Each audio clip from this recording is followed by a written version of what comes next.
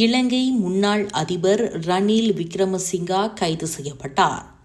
இலங்கை முன்னாள் அதிபர் ரணில் விக்ரமசிங்கா அரசாங்க நிதியை தவறாய் கையாண்டதாக கூறப்படுவதன் தொடர்பில் நேற்று கைது செய்யப்பட்டதாக இலங்கை காவல்துறையின் மூத்த அதிகாரி ஒருவர் AFP செய்தி ஊடகத்திடம் அதனை தெரிவித்தார். நாட்டின் அதிபராக இருந்தபோது 2023 செப்டம்பர் மாதம் பிரிட்டிஷ் பல்கலைக்கழகம் ஒன்றில் அவரின் மனைவி கலந்து கொண்ட விழாவிற்காக விக்ரமசிங்கா லண்டன் சென்றதன் தொடர்பில் விசாரிக்கப்படுவதாக அதிகாரி கூறினார். சொந்த காரணங்களுக்கு அரசாங்க வளங்களை பயன்படுத்தியதாக கூறப்படும் குற்றச்சாட்டுகளின் தொடர்பில் அவர் கொழும்பு துறைமுக நீதிமன்றத்திற்கு கொண்டு செல்லப்படுவதாக அதிகாரி குறிப்பிட்டார்.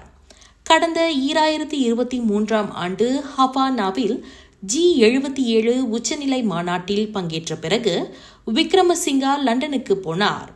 ஹுல்வர்ஹாம்ப்டன் பல்கலைக்கழகத்தில் நடைபெற்ற விழாவில் அவரும் அவரின் மனைவி மைத்ரியும் கலந்து கொண்டனர். தனது மனைவியின் பயணச் செலவை அவரே பார்த்து கொண்டார் என்றும் அரசாங்க நிதி எதுவும் பயன்படுத்தவில்லை என்றும் விக்ரமசிங்கா கூறினார்.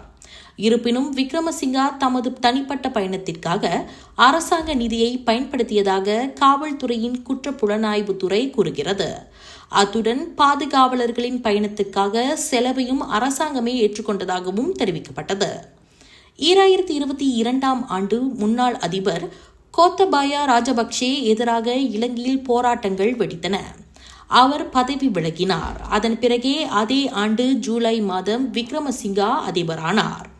இலங்கை அப்போது வரலாறு காணாத நிதி நெருக்கடியை சந்தித்தது.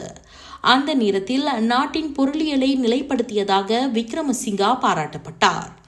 சென்ற ஆண்டு, அதாவது 2024 செப்டம்பர் மாதம் அவர் தேர்தலில் தோல்வியடைந்தார்.